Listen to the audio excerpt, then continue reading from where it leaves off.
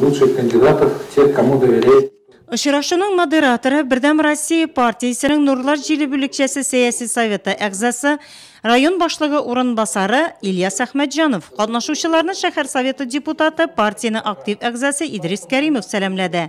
Алдан тавыш бирүдә катнашучы Татарстан Республикасы Дәүләт советы депутаты, Агроинвест идарәче компаниясе генераль директоры Рәис Сөләйманов үз тормыш юлы һәм эшчәнлеге белән таныштырды.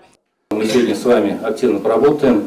Алдан тавыш бирүдә катнашучы Рәис Сөләймановка очрашу барышында сораулар күп бирелде. Башлыча алар кече формадагы хуҗалыкларны үстерү йөзеннән дәүләт программалары кече һәм урта эшмәкәрлеккә кагылышлы иде. Очрашуда Рәис Сөләймановка Нурлат районындагы сәләтле балаларны иҗади яктан үстерүгә булышлыгы өчен Талантлар планетасы халыкара фондына җибәрелгән рәхмәт хаты тапшырылды.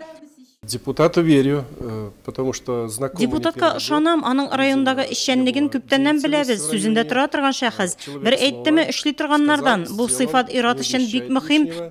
Это для мужчин, считаю.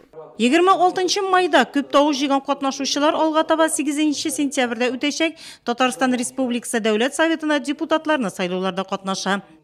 Митинг сайланған Единая Россия партиясыннан. Шонга инде анда да Нурлат районының, Нурлат халкының, именно күбрәк авыл хуҗалыгында тора торган халкның нинди ниләре бар, авырлыклары, сораулары, шуларны тырышкан идем хәл итәргә.